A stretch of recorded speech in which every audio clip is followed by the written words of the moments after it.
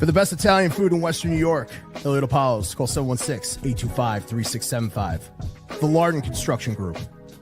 Fubo TV, the official streaming service of Do Champions. FanDuel, the official sportsbook of Do Champions. For all your summertime needs, beauty pools, as well as kayak pools. CX Chronicles, your total customer solutions focused manager. W.GG, the official energy drink of Do Champions. Hey, Sons of Erie, our artwork looks better on your walls. Hamburg Brewing, please visit our tap room on Boston State Road, Hamburg, New York. And finally, Fat Boy Surf Club for all your surfing needs.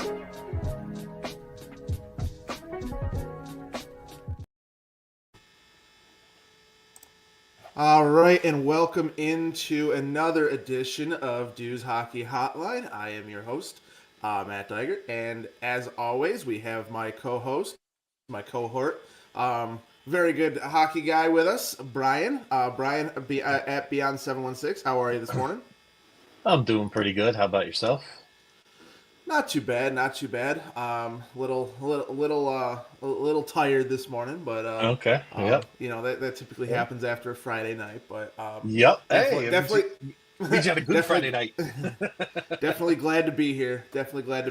But you know, I mean, it's nice to see, this team, starting to string some wins together, like we talked about. Even Lindy Ruff, they're now going to the 5-game segment thing that we've talked about this entire year so far on the show, is looking at things in 5-game segments, and they're going to try and push for 7 out of 10 points is what he said that they have to kind of do to get themselves back into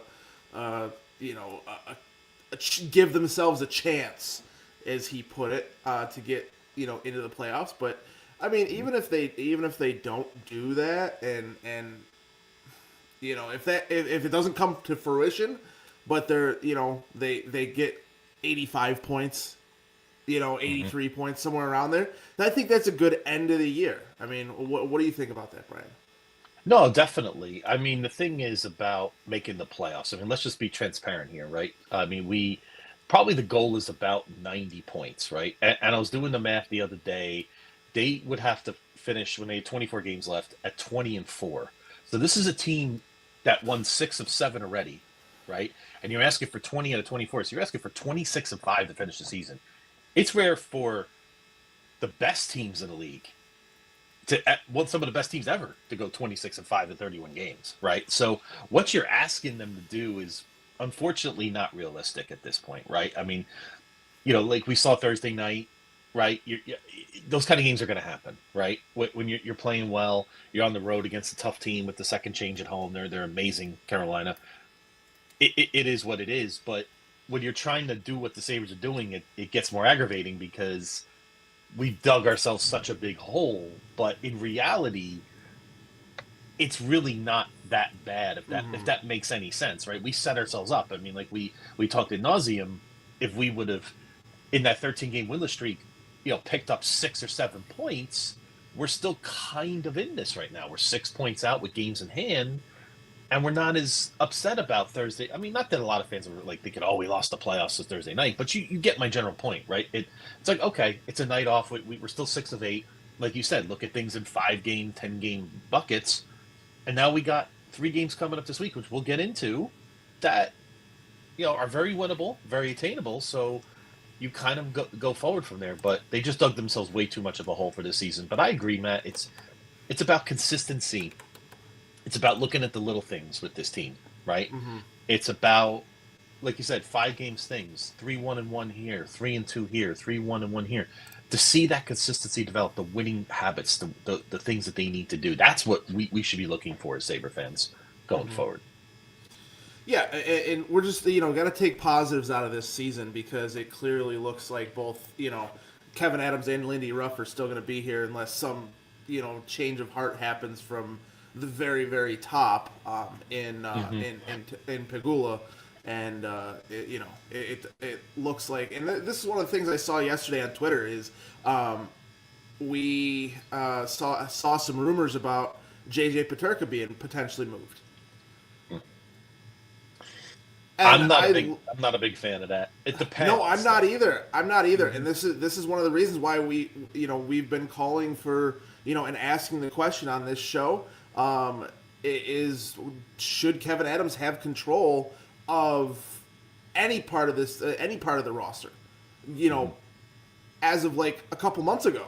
Like, there's no reason that he should be in charge of this team and getting rid of somebody like a JJ Peterka, and we'll find out what happens, and you guys can, anybody who wants to join will be live Friday from from noon until probably 4:30, 5 o'clock for the trade deadline special. When we do that, you can come and join us and see what moves that Kevin Adams makes, and we'll break down the rest of the moves from the NHL, and we're going to try and have some special guests on as well. But as far as the trade deadline goes, I hope that they do make some moves, but that if it's JJ Peterka, I think Kevin Adams should be shot into the sun. Like, there's no reason that somebody like a JJ Peterka. Now, I'm not saying that there's nobody on this team that should be moved. I'm not saying JJ Peterka shouldn't be moved in the right deal, but I don't want Kevin Adams to make that deal. Like, I'm sorry. Like, I don't want him to be the one in charge of making that deal, because there's only, unless you're telling me that you're getting a Draisaitl, a Pettersson, then not I don't want to say McDavid, because obviously that's unrealistic, and JJ Peterka for Connor McDavid's unrealistic. But I mean, that's kind of like, that's what I'm saying. Like, there's a you don't trade a scoring asset like a JJ Peterka unless you have somebody coming back that's going to replace his scoring. And it's kind of like, Kevin Adams wants to talk all day about like hockey trades, and let's make a hockey trade. Like it's just getting to a point where it's like, why are we making hockey trades? Let's go out and we're in Buffalo. We're in going on 14 years of a playoff drought. We don't have the best of teams. The arena, they just put the new roof on and stuff like that, but it's 20 something years old, 30 something years old. We probably need a new arena at some point, and the facilities aren't the greatest, and so players don't want to come to Buffalo because of whether it's whatever. So you got to go pay a little bit more to get these guys that are on not on no movement clauses to so they don't have a choice, so that and use your picks and use your the prospects on the team. And I saw I think it was Friedman that put it out the other day, is that Buffalo would rather trade some of the prospects than NHL ready players, like a Rosen, like a Kulik, like a Peterka. And the rumor about Peterka is that was put out there is he potentially isn't one of their guy, quote unquote their guys. And I'm like, when I saw that, I was just like, how is somebody who scores and is continuing to go with the upward trajectory that still has some growing left to do, how is that not one of your guys, our guys? No, I couldn't agree more. I mean, just look at Peterka's trajectory, right, Matt? Here's the first thing. He played 77 games his first year, 82, and now he's 55. He's durable, right? He plays. He's got 44 points in 55 games. He had 50 last year, so he's looking at probably in the 60s. So he's 23 years old, right? He's an RFA coming into the season, I believe, right? So, I mean, maybe this is coming from the Sabres are afraid after what happened with Dylan Cousins. But here's my advice, Adams, if you're listening, which I hope. Give a bridge deal to Peterka. Don't give him 8 years. I know we love the 8-year deals because you're trying to save on the taxes and all that stuff. I understand that. And you're trying to lock these guys in. But don't be afraid to give him a 4-year extension. Don't worry about it, right? And the other thing, like you said, the only way I'm trading him is if we're getting a centerpiece like Elias Pettersson. I'm not trading him for two fourth liners and a first round pick that's protected in the lottery in 2 years. None of that doesn't matter. That's ridiculous. There's no reason to trade Peterka. He's done a really good job. We can like the Greenways and the Malensteins and the oh yeah, but that's not what you traded JJ Peterka for. Absolutely. And again, I wish they did this with Power. I really wish they gave him a bridge deal instead of. Yeah, I don't think GMs utilize this enough anymore. I think they're afraid, once they hit their 27, 28, that they're going to leave. And I get it. I understand it. But what's the franchise going to look like in 4 years, Matt? Right? Maybe in 4 years, these other guys like Consta Huselius, all these other guys come up, right? Maybe Peterka's expendable at that point. What if he's on a 1 year deal instead of a 4 or 5 year deal? Much more easily to trade. Let's say you got to go get that big piece to go for a cup. Again, I'm being, I'm dreaming a little bit here, but you understand my point. 4 years is an eternity for a franchise anymore. Mm-hmm. So why not give them the 4 years? Just because maybe 8 years, maybe they get too comfortable, right? And I think that was the danger of the 8 year deals. We've seen Ottawa do it too, and we've seen how Ottawa's been struggling with some of their core guys too. So it's not. That's the thing. Anytime you have a player like that, that's on a 1 year deal, teams those are easier to move than somebody just like you said on an 8 year deal or on a 5 year deal on a somebody who's a rental player for somebody that that they can go out and acquire somebody that they're only on the hook for the rest of the money for this year. And then they're gone next year. They can go get somebody in free agency, and because that's kind of what good teams do is they have their core, but then they'll go and acquire pieces at the deadline to make the team better, to make that push, that last little push for the Stanley Cup for the playoffs, and how it's going to look, for the playoffs coming forward, and then they're going to have that player, and then they're gone, and yeah, sure, can they re-sign them in the summer? Usually, yeah, they can. They would see how that they played or anything like that. Or if it doesn't work out, and they lose in the second round of the playoffs, and the guy, the player puts up 2 points in whatever, kind of pulls the Steve Bernier card, for the Sabres, where nice. you score your first 2 goals in the first, score your in the first game, your 2 goals in the first game, and then don't score again the rest of the season. But when it truly comes down to it, they need to be able to start moving some of these pieces off the team, because Kevin Adams said yesterday they're looking to re-sign Jordan Greenway and Jason Zucker. Whether we like that move or not, that's not what you need those type of pieces moving forward, and there's ways to change the team without changing those players.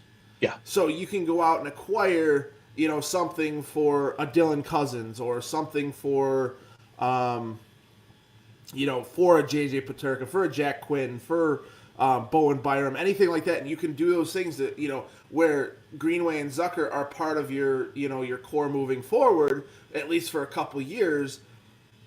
But what's the plan? And that's the thing, and that's I'm hoping to see. We start to see that come together and shape together, starting with the deadline this year, where they can start pushing things forward. Because I'm still all on board of them doing whatever they can to get Elias Pettersson. Yep. Get that 1C. And it's kind of like with the Bills. Yeah. Do whatever you can to go get Myles Garrett. It's the same type of thing for the Sabres. Do whatever you can. Do whatever you have to do to go get obviously without trading a Dahlin. Short of that, do whatever you can. I also heard somebody talking about. I think it was. I do think it was Chad, and I respect a lot of his opinions. But the one thing that he did say is that he thinks it's time to put Tage Thompson back to center. I don't. I would leave him right there at wing. Let him continue to play wing. He's doing very, very well there. I understand right now he might be, quote unquote, your best center on your team, Yeah. But I'd rather have him stay on the wing and play with a Kulik or a McLeod or a or a Dylan Cousins or anything like that, so you can have that shot off the wing, and then he seems to be playing with a lot of fire from the wing rather than where he's worried about everything going on, because you saw what happened at the end of the game against Carolina. I don't know if you saw it personally, I but did. he just has when he's playing like that role where he's got to be more than just the shooter, and he's playing that puck control, puck carrying role. He has these mental lapses in whether it's in judgment or just like brain fart, and you saw what happened. He is trying to dangle the puck where he doesn't pay attention. Oh, I have nobody behind me, including an empty net, no goalie there. So I'm going to continue to dangle, and I'm going to lose the puck. We're down by 2. Now it's 5-2. And so it's just like let's let some of these guys that like a Tage Thompson. Yeah, he might be might be good at faceoffs, might be okay at playing defense, from that center position. But let's worry about the offensive side of things and let him continue to stay on the wing and just be that shot that he, that's all he has to worry about. He doesn't have to worry about carrying the puck. He doesn't have to worry about, playing certain role on defense. Like, let him just come back as normal. And, I think he needs to stay on the wing. That's basically. I agree. You know what else it is too, and I'd love Chad to explain. Is it something analytically? Like, I'd like to see the extras on that. He's excellent at that. So that, but the fact that we want to move Tage Thompson back to wing is looking at our organization, we're lacking at center. So that's why we want to do it. If we weren't lacking at center, we would be perfectly okay with keeping Tage Thompson, like you said, on the wing, where he could utilize his strengths better, right? We wouldn't have to think about moving Tage. So if we got ourselves a Elias Pettersson, if we got ourselves a Robert Thomas or Jordan Kyrou, guys that we've been talking about on this show for weeks, right? And other guys like a Matthew Barzal, I'm just naming names, a lot of different names out there. If they go out and get other experienced centers, which we could talk about, right? So, and again, about you talked about moving guys out before. It's also the you're trying to build something here in Buffalo, right? We brought in Lindy Ruff for a reason. I equate Lindy Ruff to, remember, how the Raiders brought in Pete Carroll? I know we're not making this a football show. What is Pete Carroll's role with the Raiders? To restore credibility with the Las Vegas Raiders, right? He's 72 years old. He's not going to be there forever, right? But same with Lindy, right? But Lindy's goal is to restore credibility in this organization, right? To get us back to, so shipping guys out for picks is, what's that going to do to the locker room? What are those guys going to think as they're suiting up? Wow, it's just the same stuff here. But what if they resign Greenway? What if they do resign Zucker? I'm okay with that. Maybe a guy like Yogi Haru gets shipped out. If they can't sign him, that's fine. But what if you add a piece, right? What if you kind of send the message to the locker room, hey, we're building something here. Build that camaraderie in the locker room. The guys get used to each other, right? And there's all those things that go into hockey. Chemistry is so much bigger in hockey, I think, than almost any sport. You and I have talked about it. It's not like baseball. Baseball, chemistry's big in football and all these things. I get it. We see it with the Bills, right? The Bills have tremendous chemistry, and we see it. But hockey, it's very important. And I think that's the message you want to send. And about Adams, I'm okay with getting rid of him too. I feel that from the organization.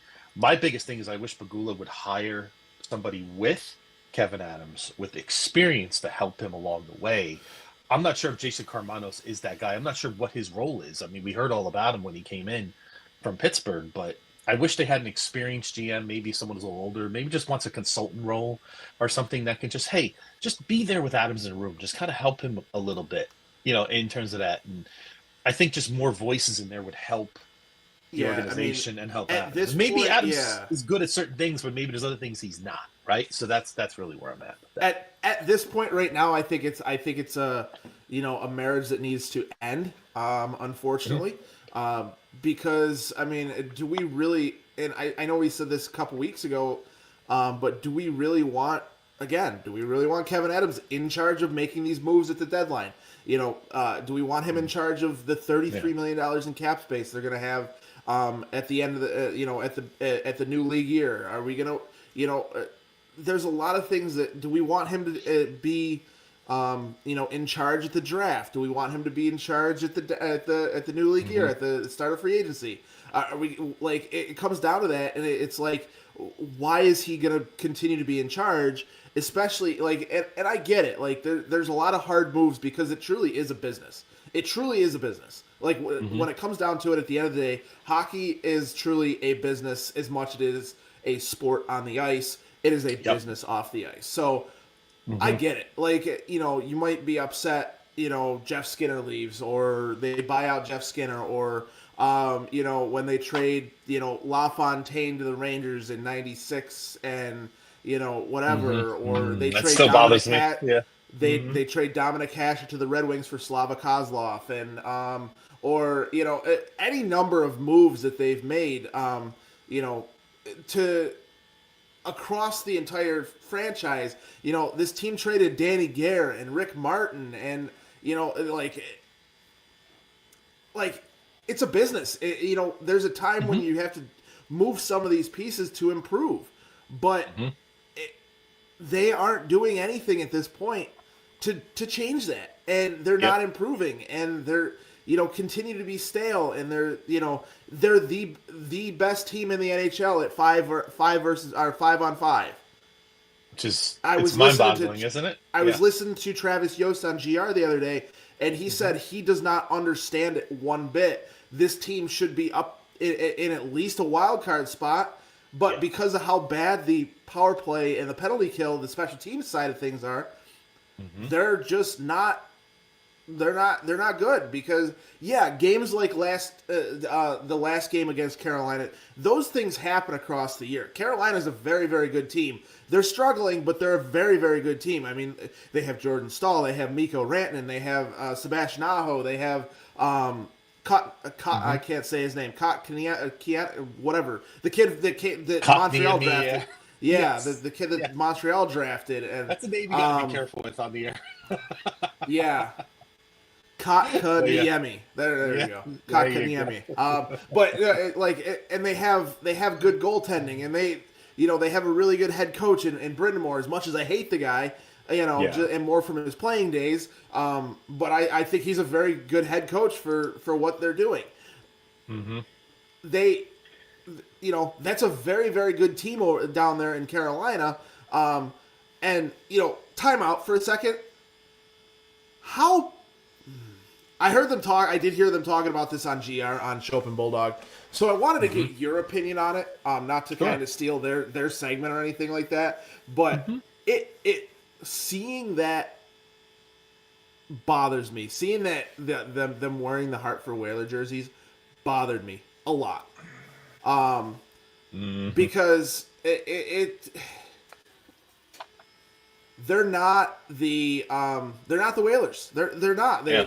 They Carolina got the team. I get that but Carolina stole the team, and to me, you left Hartford.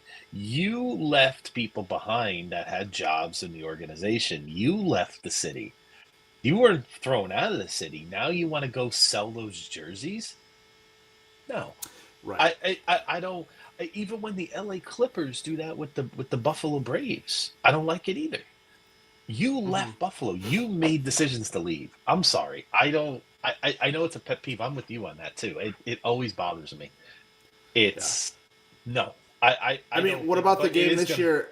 What about the game this year or last year that Tennessee went into Houston and Tennessee was wearing the Oilers jerseys going back into Tennessee? And it's like, what are we doing here? Like, I know it's been a long time. I understand it's been a long time since that's happened, and a lot of, what I mean? It's been quite a while since the Hurricanes moved, but I'm with you. It sticks with me. It's like, wait a minute, you left Hartford. Like, Hartford was a good, we loved the Hartford Whalers, right? And now you're kind of, I don't know. It just, I mean, I know it's been a long time now. I get that, but I'm with you. It just irks me. It's just one of those little quirky things. But No, Yeah, it absolutely. really does bother me too. And just real quick, I did hear this. Did hear this. Do you know who the leading point scorer of all time of the Hartford Whalers is? Jeff Sanderson. No. Oh, okay. You're gonna hear the He's name a and you're gonna be like, you're gonna. Chris It was Frank. Ron Francis. Ron Froley, he was great. Ron Francis, one of the most underrated great players of all time. He really I is. loved Hey, there he watching him. is. There's I my loved favorite watching. avatar every morning. I love seeing that. Yeah. I loved watching him when I was a kid. Yeah. When he got traded to the Penguins. That was always a Yes. fun thing What a, to watch. what a great team those Penguin teams were in the early '90s. Oh, they were Yeah. so good. Yeah. No, Yeah, they really were were. You had what? You had Lemieux, you had Yager, you had Kevin Stevens, you had Paul Coffey, you had Ulf Samuelson, Shell Samuelson, loaded. you had Yeah. yeah. I mean, it was just from top to bottom. It was like, Mm-hmm. how did this team not win 4 or 5 Stanley Cups? Yep. Because Yep. they did keep that core together for most of the mid '90s until or early to mid '90s until Lemieux I had think to it had leave maybe hockey when he with got the. sick. Yeah. I was That's what I wondering was saying. about Is that. that's kind of when they Yeah. broke the team apart. Uh, Is because they had to they had the team built in Mario's image to allow him to be that goal scorer and that point guard type that whatever, and mm-hmm. be truly like the. And then they had when he got sick and he got the non-Hodgkin's lymphoma and left hockey for those year and a half, 2 years. Yeah. That's when they kind of broke the team apart. And but I mean, hey, I got to experience the Penguins winning the cup. They weren't my That was favorite. amazing. They aren't my favorite team or anything like that because the Sabres are. But so it didn't mean as much to me. But Mm-hmm. you know, Yep. I I understand. I got to be close up to that 2 years in a row to Mm-hmm. see the cup crazy stuff and all that. So it's a lot of fun. It's a lot Yep. of fun. And we always talk about this a lot on this show, and for all those young Saber fans, I mean, when the Sabres are cooking in the playoffs in the spring, I mean, we saw it in the mid 2000s, we saw it in the late 90s, right? The party in the plaza, of course, that concept kind of started with Buffalo. This whole party in the plaza stuff. The Sabres were one of the pioneer. Buffalo's one of the pioneers of that. What you see today in other markets, and I just think, and I remember I was at Game 7 in '97 when Steve Shields and the Sabres beat the Flyers in overtime in Game 7. Derek Bland. I remember coming out of that arena, horns are honking, flags are flying all to downtown Buffalo. You'd have thought the Sabres won the Stanley Cup. We got Oh, the are you first talking round, against the man. Senators? Yes, against the Senators, Yeah. not the Flyers. I'm sorry. Did I say they played the Flyers in the next round? But they played the Senators, and I was in the 20th row behind the ice, and some guy tackled me. Literally came on that. I'm 6'3". I'm built like an offensive lineman. He just took me down like that. I was like, wow. He was just all fired up, and it was great, and it was just, but the atmosphere was just unbelievable, and I hope that the young Saber fans get to experience that. You Yeah. know, Yeah, but that's really what I'm hoping for. something kind of caught my eye this morning about the Sabres in terms of the deadline. And this is something you've talked about quite a bit that I don't think we talk about enough, or Sabre fans. We obsess about the center. We obsess about the top six, which I get, right? But I'm looking at all right, do you know the Sabres right now have 4 less goals scored than the Toronto Maple Leafs with 2 games in hand? Would you consider the Toronto Maple Leafs offense to be one of the better offenses in the league? Absolutely. Matthews, Marner, Absolutely. So Tavares. Yeah. we're 4 goals behind with 2 games in hand. So we're right there with Toronto. But the goals against were in the top 10 worst of the league. We're about maybe 6 or 7. So 2 things. Do we need another defenseman to kind of help out Ukko-Pekka Luukkonen? Or do we need to maybe look at a goalie to pair with Ukko-Pekka Luukkonen? Or do we need to Ukko-Pekka Luukkonen has been this year. He's had some moments, but overall I give him like would you say like a D plus, maybe C minus? Like if I had to grade it, he hasn't really been that good. Hartford chased him after 2 goals. They I it love how was you like said Hartford. Carolina. I just love it. No, yeah. say Hartford. Carolina just chased. Yeah. Carolina just chased him. After 2 goals. And they pull. Lindy pulled him, sent him to the locker room.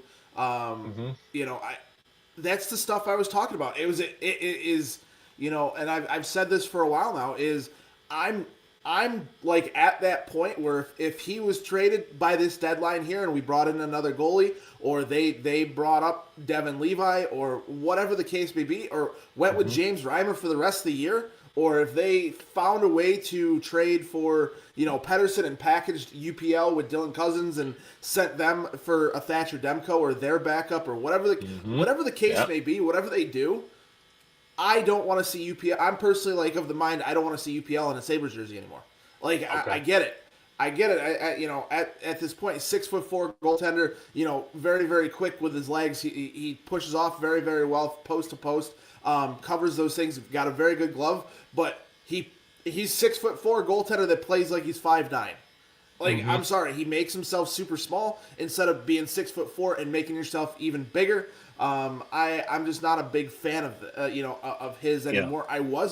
I was when they drafted him because we got to see him in one of the tournaments that whether it was the World Juniors or whatever, we got to see him play in that tournament, and we saw the Sabres take him, and then you saw him all along kind of grow and grow and grow and finally get his chance here after Allmark left, and he just for whatever reason he's been given that chance, and and that's the thing. I would have rather seen them, I get that they signed into a 4-year deal or whatever it was, but I wish that they would have done a 2-year bridge deal.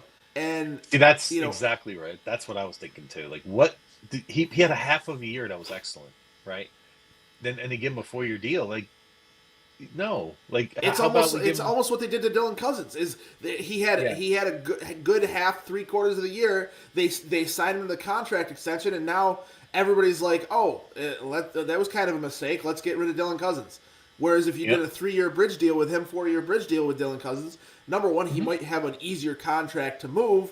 Number two, whatever mental issues he's going through on the ice right now, that might be caused by the deal that he has. Maybe he's feeling a little too comfortable, and it's easier for him to go and cry himself to sleep with the millions of dollars he's taken from the Buffalo Sabres. Yep. Yeah. The other thing is, they gave him a 5-team no trade list starting in 2026, 2027. You got a no trade list too. I'm with you, Matt. I think. Tage Thompson got one too, but that's different. To me, he's earned that, right? But it's just I felt like 2-year bridge would have been nice there. He did. I listen. I hope you're right, Real Deal Prime. There's part of me that thinks maybe it's a combination of UPL's play, but also defensively we need to make an adjustment or two somewhere, even with the forward. I feel like we can do something a little bit better to really help him out, because I do think there are times we're just way too lax on defense. How much time are we going to give a goaltender and continue to blame the defense when it's your job to stop the puck?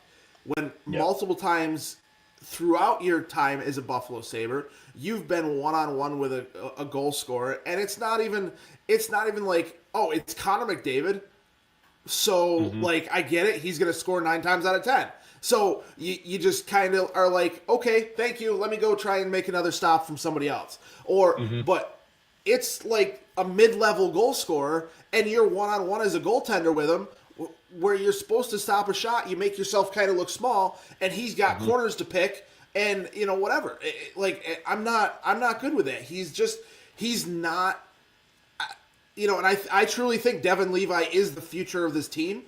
Yes. But until he's absolutely ready, we need another goaltender in there that's going to be able to go, that's going to be able to do whatever, and maybe UPL becomes the backup at that point. But that's why you sign him to a bridge deal. You don't sign him to this a bigger deal like they did, and because you don't want to. What's he making? $4 million? I think it was 4 point something. Per year. I get that, but is that backup goaltender money? No. How much is James Reimer making right now? $1 million. About a million. Like, Yeah, $1 million. like it's crazy to me that they signed him to that deal, and I was like, after last year, I was like, okay, give him another. Thank you to Real Deal Prime, 4.75 ish. Yep, that's but- for UPL. Yep, 4.7. Yes, yeah. That's right. But I mean, that's really what it comes down to. Is it's like, why are we relying on UPL? Like, I get it. You basically paid him off of the last 4 months of the hockey season last year, rather than paying him off of everything else he did. And I think that, just like we talked about all the time, when the Sabres had the, in 2022, when those players were having career years, your Dylan Cousins, your Tage Thompsons, your Alex Tucks, they're all having career years. You're not going to have career year every single year. You're going to fall back a little bit, right? So for you to expect UPL, who had a career, last 3 months of the season last year, to expect that to continue going, and it is kind of it's like Einstein said, doing the same thing over and over and expecting a different result is the true definition of insanity, and that's really what it comes down to.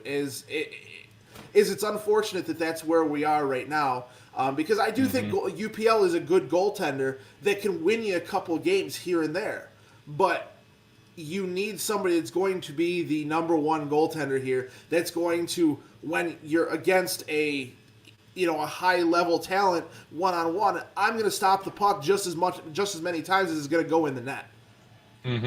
Absolutely. The thing of it is, Matt, the Sabres are trying to spend not kind of, the old saying is you get what you pay for, right? So we're paying $5 million or more, 5.7 total for our goaltenders. Now, the best teams in the league do this. Vegas, Carolina, they don't spend a lot on their goaltenders. But look at their rosters, right? I mean, Vegas is loaded. Carolina's loaded. So Buffalo's trying to emulate that, which I understand to a point. But then you look at the Florida Panthers, Stanley Cup champions. They're spending $14 million for their goaltenders. And say what you want about Bobrovsky. He's been an excellent goalie at times. He's up and down. But, the Washington Capitals, they're paying they're not paying much at all right now, but they're getting lucky. But next year, Logan Thompson makes $5 million, right? But they have two quality goaltenders, right? There are teams that have that. And I remember when Reve and Craig Reve and Peters were talking about trading for Connor Hellebuck. Do you remember that? When they were talking about moving Devin Levi, and fans thought he was crazy. Now, honestly, I was kind of in the middle on that. But Connor Hellebuck's maybe the best goalie in the world. And right? what did I say? What did I say when we talked about it when we first started the show? Is you have to go. It's like that whole Myles Garrett situation. What is the one thing that you need? Identify that need and go get it. Do whatever you can to go get it. Because guess what? If you had traded 2 number 1 picks this year, or like if you traded 2 first round picks this year, or next year's first round picks, number 1, they're probably not going to be in the top 10 of picks, and number 2, so you could probably sell them to them, leaving them unprotected. Because look at how good Connor Hellebuck was in the Four Nations tournament. Look at how good he's been for the Jets all year. He's the number 1 goaltender in the NHL. If you get a player, if you get a goaltender like that can, and that's why I was all in on going and getting a Connor Hellebuck, because that's truly the reason why, is you need somebody to be the backstop back there. Yep, absolutely. And I want to circle back to Steve's comment, because I thought this was good. About the 5-on-5 is great. And we talked about that earlier. Matt did bring that up earlier about our 5-on-5 play.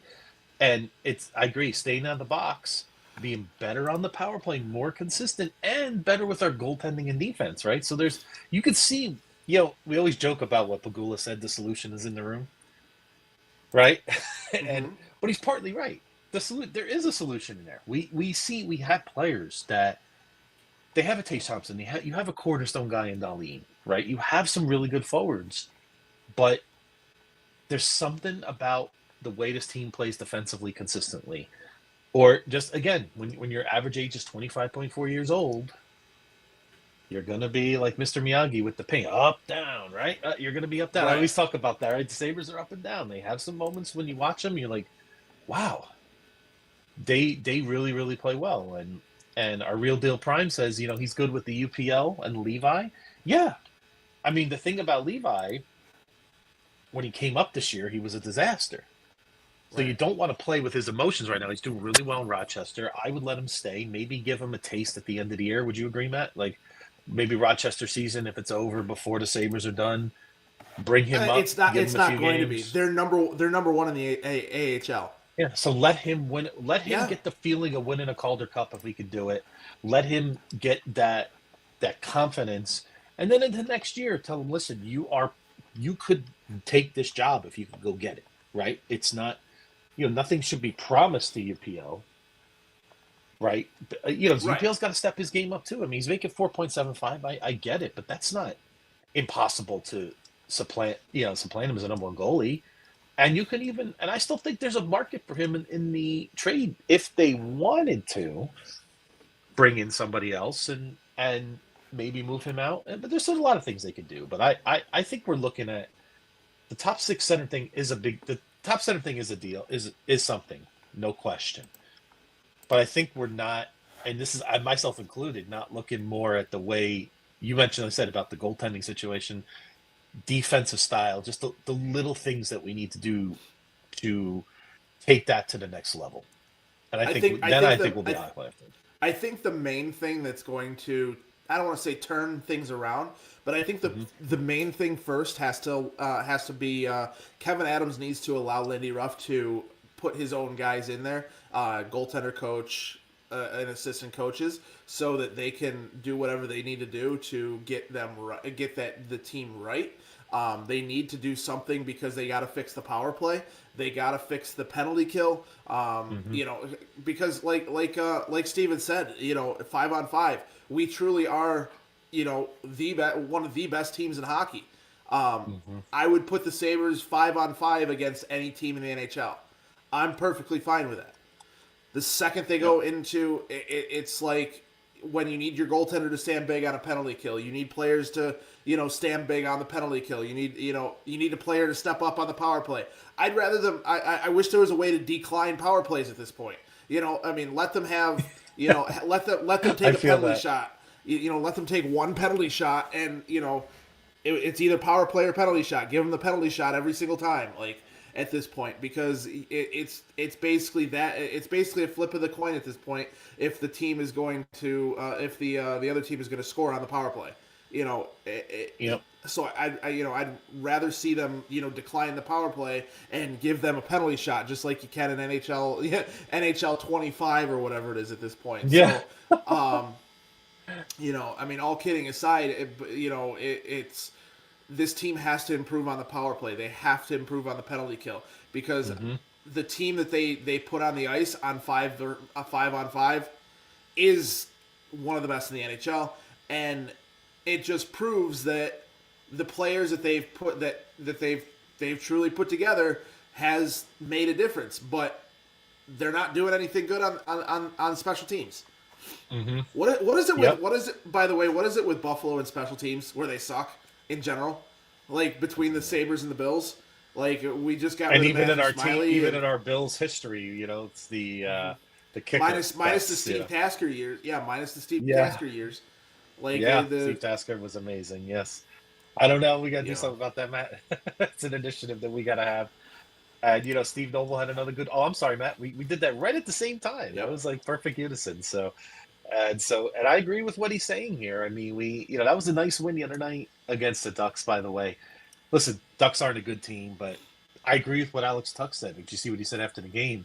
He said 3 months ago we lose that game 5-1. Yeah, and I think that comes back to what we talked about. Maybe we're not seeing it in spades in the standings yet, but maybe what Lindy's trying to do in that locker room is starting to change. So continue it. Let's not blow this up and sell pieces off to get second round picks that we're not going to see till 2030. I mean, 2028. I mean, that's pointless at this point. The Sabres have plenty of those players around.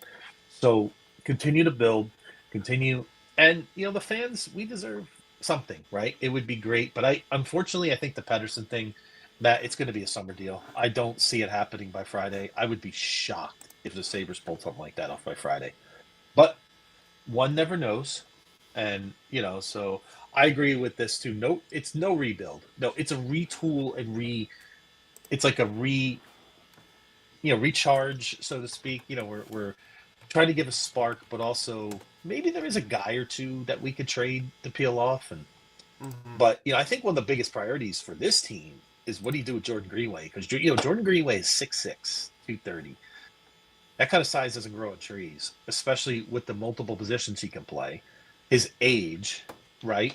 And he plays with a certain tenacity. He's not a fighter, but he's got those skill sets that teams crave. There's going to be a lot of teams that are going to want him. He may get upwards of $4.5 million a year if he goes for agency. I mean, he's going to get paid, especially now with the cap going up. So I know Adams is trying to get it done, but if they think they're gonna lowball him and win this, that they're not. Like they're gonna really have to pay. Well, and that's the thing.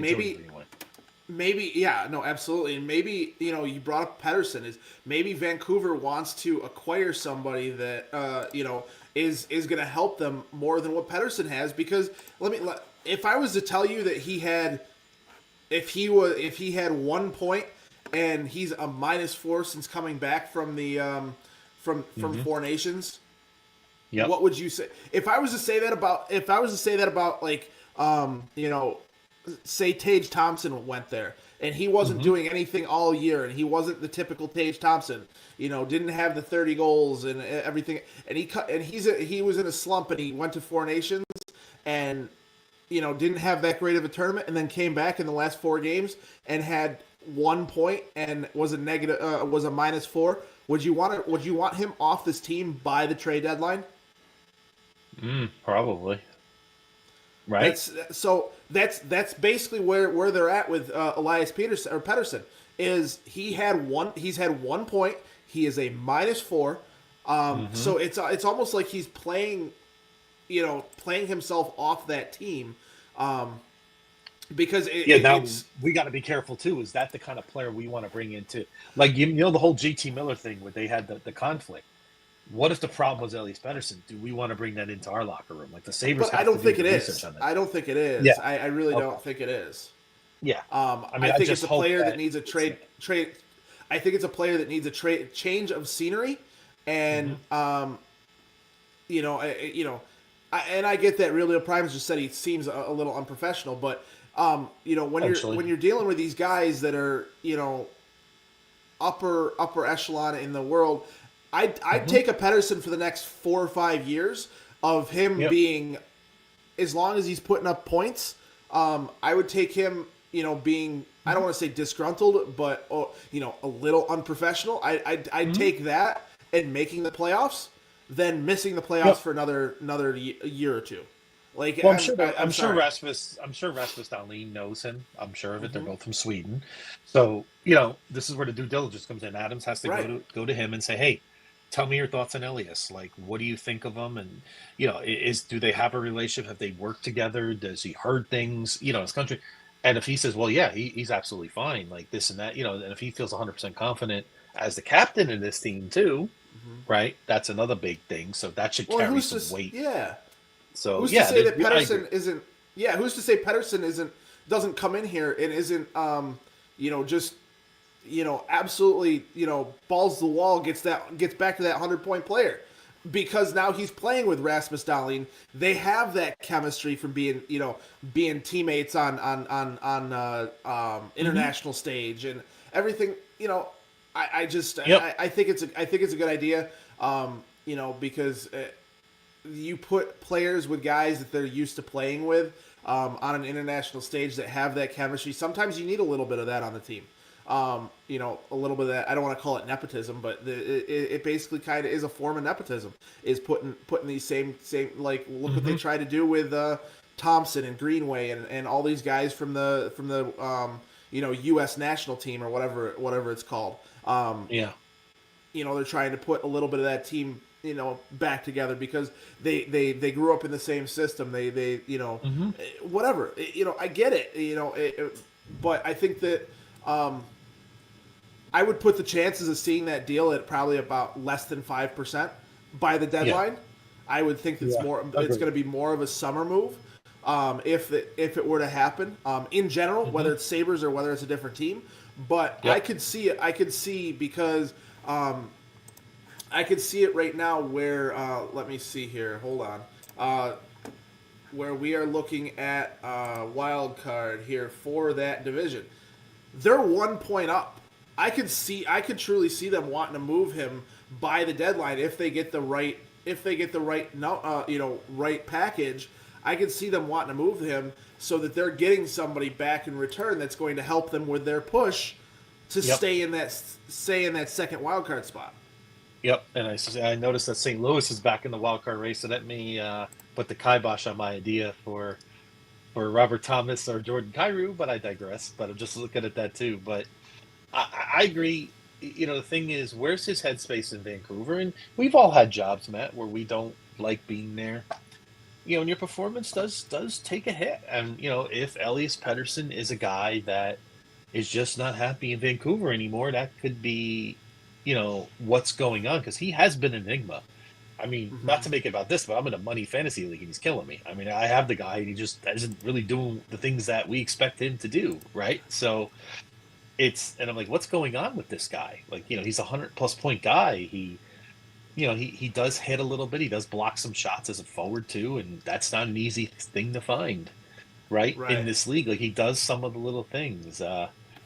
And I like this comment from Steve. And I think I would be okay with this. I mean, even if now let me ask you this, Steve, and I'm going to throw this to you, Matt. The second guy there, if you had to move Kulik to get Pettersson, is that something you would do? Nope. Okay, so Kulik is part of your touch, generally speaking, can't touch core. Okay.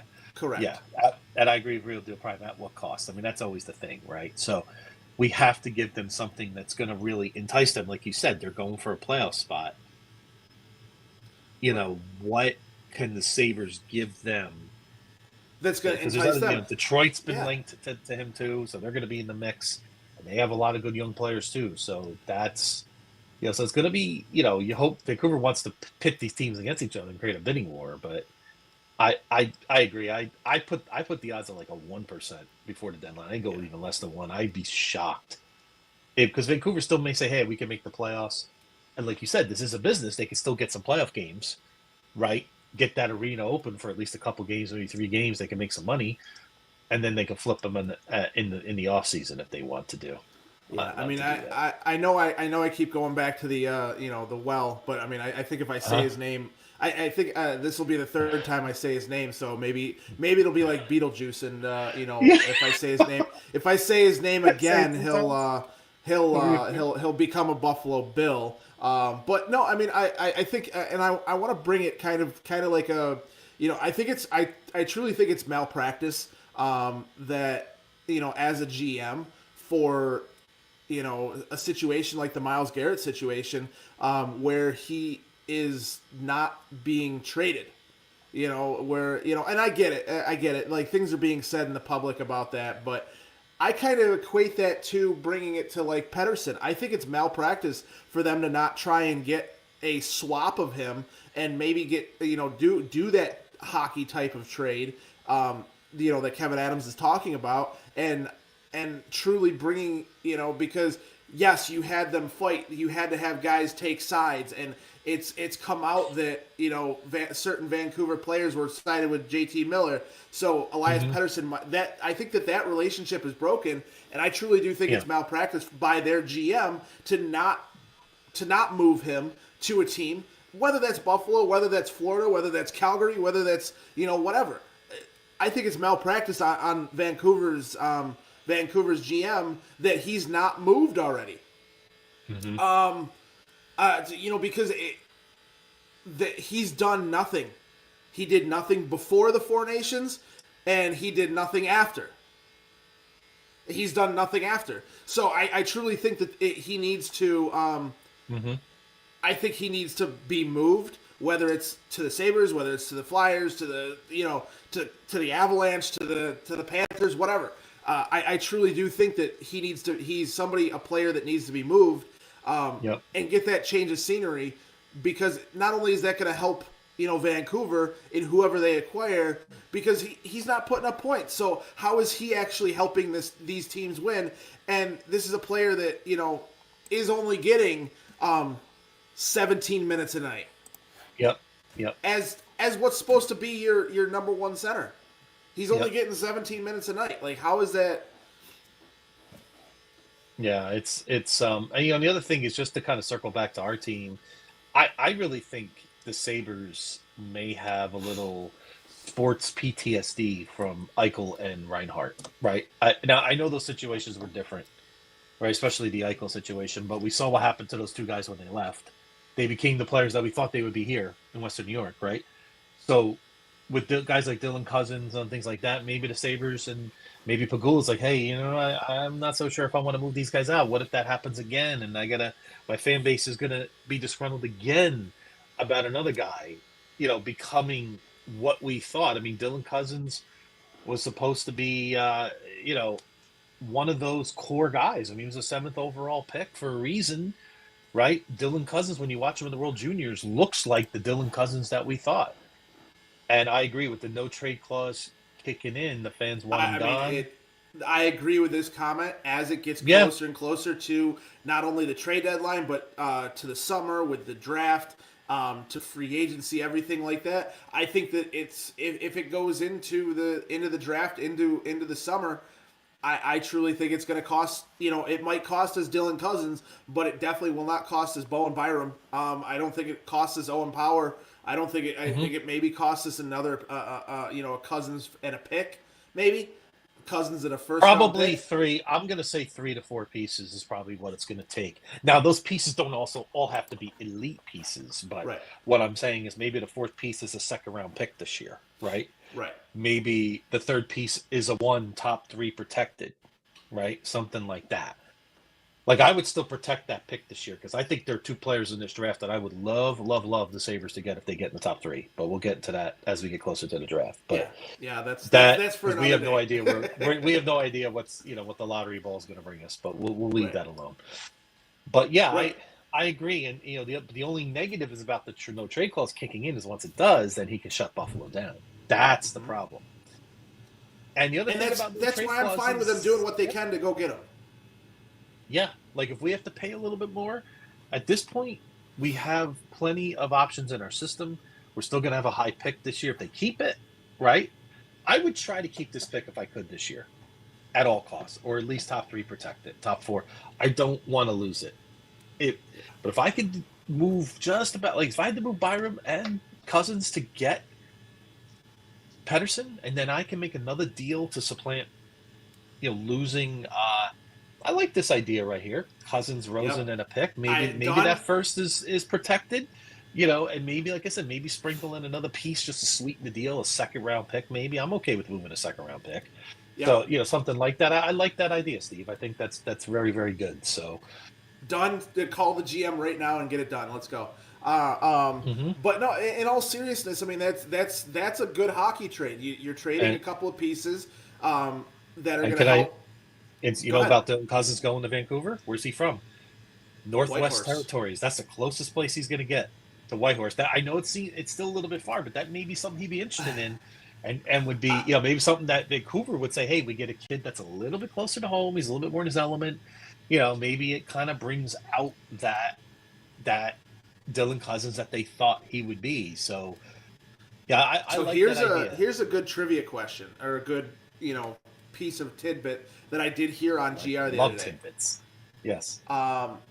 Did you know that it's actually closer to drive from Vancouver to Mexico than it is to drive from Vancouver to Whitehorse? Is that right? Wow. By about 3 hours. Wow. And listen, I'm in LA. When I drive to San Francisco, it takes forever. And that's only half the state. So I still got to get up to Vancouver. That would take me 2 days to get to Vancouver. So another wow, that is incredible. No, Canada is a massive country. I mean, it's huge, like land-wise. Just that everybody lives so far down by the border because of the weather that and the U.S. being close, that you forget just how massive that landmass is up there. It's pretty pretty amazing. I mean, but just a little bit closer to home for Dylan. I mean, it's like back to Jordan Greenway. Jordan Greenway is from Canton, New York, which is up by Watertown. He's a New York State kid. So maybe he likes this kind of element being in Western New York. So you got to ask him and say, hey, well, how much do you like it? Do you like it $4.8 million worth? Do you like it $5 million worth? Right? That's basically what this comes down to. So yeah, I could see that. Mm-hmm. And that's kind of what it comes down to too with any of these players that you always hear it with any player, like when John Tavares was a free agent, when Stamkos was a free agent, when Patrick Kane's a free agent, or Jeff Skinner, we traded for him, or when you hear it with a lot of these players, they want to go close to home, and always anybody who's in the 90-mile vicinity of Buffalo and Toronto, we're always mentioned with them, and typically because we're close enough for them to be considered home, that and they can still come to Buffalo, they can still whatever. So it's nice for that purpose, but it comes down to to have that be a factor again, and have Buffalo be hey, I'm not going home, but I'm going home. I'm in Buffalo. I'm 30 minutes away from whatever. Yep. We need to be a good hockey team again for that to even be a thing. Yep. Now Steve's getting me fired up because I love this right here. Nikita Novikov in Rochester. Ladies and gentlemen, if you haven't seen him play at Rochester, I implore you to watch. I mean, he's excellent. He does all the little things that you're looking for in a defenseman. Like he said, his plus minus is off the charts, and that speaks to him. But he does all those little things in the corners. He's got a nice game. That's the thing. We still got players that we could. That's why I'm not afraid to move a Bowen Byram. As much as Bowen Byram I like at times, but let me ask you, what have we done with Bowen Byram so far? Bowen Byram's supposed to be a top line defenseman. We got power in Dahlin. He's sort of lost that. He's not going to put up the numbers that we think he's going to put up here. I'm just telling you the facts because we don't. He's not playing those top minutes where he's going to get those big chances that Dahlin gets. So I'm okay with moving him. I'm good with that. Let him go to Vancouver and Hughes. I'm good. I would love to see Bowen Byram stay on this team and have a defensive core of your three defensemen, and finding a partner for Owen Power is Dahlin, Byram, and then Power, somebody else, and then the third line of Clifton and Gilbert. You find that partner for Power. I think your defense is fine. I think if you move on from UPL next year, and find even just a bridge goaltender that's going to be able to play until Levi is ready in the NHL, or even I guess keep UPL. I mean, sure, keep him, but we're gonna still be in the same spot as we are last year. Is he going to be good enough to win us a game? Yeah. Maybe, but I mean, the only thing that's going to change that is getting rid of the goaltending coach and bringing somebody else in. Whether that's a Lindy Ruff guy or anything like that. And even again, everybody's forgetting about this guy, Ryan Johnson. Yep. So we got guys. We have guys that are that can come up and play and be where you can move Clifton up with Power or Gilbert up with Power. And I like Gilbert. Fill in the Novikov, or fill in Ryan Johnson, or into that that last line of defense, and something like that. But I actually want to move on here real quickly, because I know we got only a couple minutes left here. Of the show today, but everybody for sure join us on Friday as we do, our Do Hockey Hotline trade deadline special that we will have, and we will be on air live between 12 noon and 4. I may go on a little bit earlier if we have some trades from the Sabres to talk about, and we'll definitely talk about everything. So definitely join us for that. And real quickly, we'd love to have you all in here if you could. Yep, I'd love to have everybody talk and Yeah, comments, break and trades. Yeah, it'd be fun. exactly, Like, exactly. It'll be a lot of fun. But to be able to do that, to be able to do a show like that, we do have to pay our bills. So let me run the sponsorship video real quick.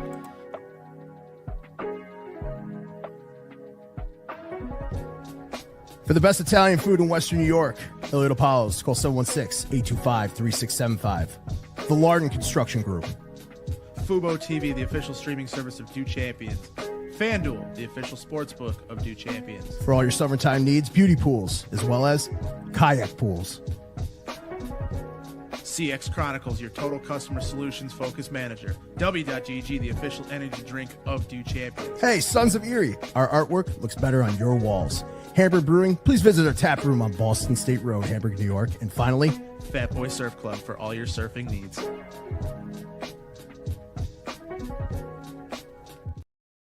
All right, and thank you to all of our sponsors and Thank you. everything like that, and definitely join us on Friday for the trade deadline special. But we do have some hockey in between there, and we have some big games coming up.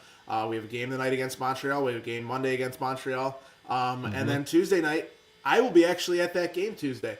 Hey, I was super excited to go because they're doing the Buffalo Bills night. And I wanted to be one of the 10,000 people to get the Squish the Fish towel. So I'm not going to lie. I'm going to throw that in the basement and, whatever. But with that being said, I'm excited to see, Macklin Celebrini and, all the players from the Sharks that are going to be coming into Buffalo. And that should be a good game in itself. So my question to you, because we know what needs to happen for the rest of the year. What we don't need to know what we expect or anything like that. We've gone at that ad nauseum. So I want you real quickly as we're leaving. Pick out a guy that you would want that you expect to be traded, and a guy that maybe is a surprise trade, not named JJ Peterka. Okay. Before the deadline. Oh, okay. I expect Henry Yoki-Haru to be moved because I think his market is there, and I think the Sabres, if they're tempted, I'm not desperate to trade Henry Yoki-Haru, but I do think his skill set is going to garner something pretty decent that they could get back, especially if they're not going to keep him, which I'm not sure if I really expect them to. At this point, a surprise guy to get traded. Ooh, you ready for this? I don't know if Sabre fans are ready for this one. And this would be a real surprise. How about Alex Tuck? I mean, I'm. And then that would blow people away. But that was going to be my. Yep. Yeah. That was going to be my surprise guy because I would not be shocked personally to see him surprised. Yes, shocked. No. Because you've seen all the rumors about, Los Angeles being linked to him. But who doesn't want an Alex Tuck on their team? Yeah. But I wish the Sabres would be the same. I hope that Kevin Adams is the same way, and he has that same mindset going into that, and is looking at that the same way we are, because it truly it truly needs to be. He needs to be on this team. He needs to be on this team. Yeah, I would love. I think these chances are very, very, very low that we move an Alex Tuck, and the only way I'm really moving Alex Tuck is if we're parlaying that into what should give me like a Quentin Byfield from the Kings, who could be a top, franchise center eventually. In a way he's starting to play, you could put him at the top. That's the only way I'm really moving him to LA. Oh, absolutely, and that's. I'm not moving him for some fourth line piece and a first round pick. Like, no, that doesn't do anything for me. So, please, no more picks. No more picks, please. Yeah. By the way, you mentioned the schedule. By next Saturday at 6:00, 5 games in 8 nights. They got a busy schedule coming up. Montreal tonight, Montreal Monday, San Jose Tuesday, which you'll be there, at Tampa on Thursday, and then at Florida on Saturday at 6:00 Eastern. So they have a packed schedule before the deadline. They got 4 games to showcase some of these guys before the deadline. Yep. So hopefully Dylan Cousins cooks with 13 points in 4 games, and then Elias Pettersson is a Sabre by Friday. So here's my question to you before we get out of here, Brian. before it's good to be seen. Yes. Do you expect any major changes to this team when we play the Panthers on next Saturday? No. Nothing major. I mean, what is major? Are you saying Elias Pettersson would be major? Are you saying trading Power would be major? I'm just big, saying. right? I'm just saying major pieces off of the team. It doesn't have to be like. It doesn't have to be bringing in major, but yeah. Right, I'll say this. Let me give you an over/under. Okay, 1.5 trades. Are we going over 1.5 trades by Friday, or under 1.5 trades by Friday? So what needs to actually happen? I would say it needs to be over, but with Kevin Adams, I hope it's under. Yeah, and by the way, I don't want to include like a Rochester player for a Bakersfield player from Edmonton, who's like a lower level guy. Like I'm not counting those trades. I'm talking that's almost NHL as bad as getting roster. picks. That's almost as bad as getting picks back. Roster.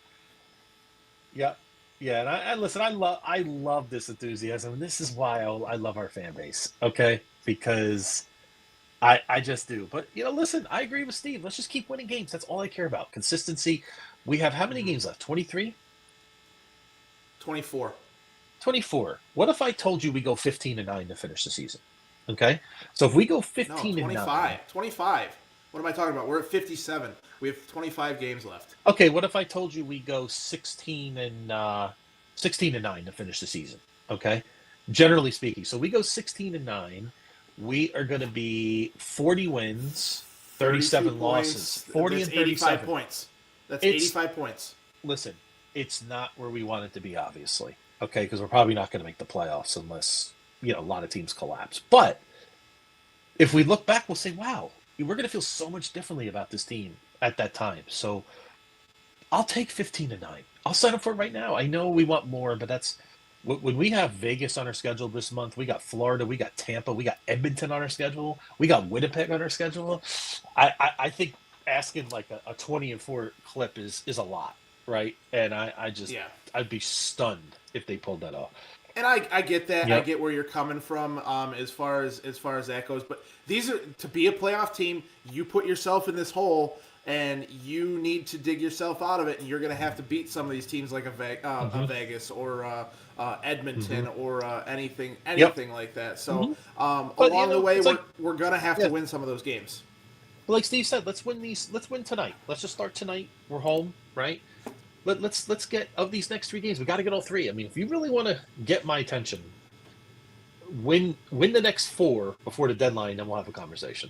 I mean, that's where I'm at. You have to get even, Well, Brian, another good show in the books. Yes. Thank you again for joining me. Join us on Friday, at noon for the trade deadline show. And everybody have a wonderful. Steve and Real Deal Prime, you guys were great today. Please join us Friday. Tell any Sabre fans join us. We'd love to hear from you. Because we don't have anybody that does coverage for us. And it's been a dream of mine since I've been a kid. So join us Friday, and we'll see you guys later. And Brian, good to be seen. Let's go Sabres. Have a great weekend.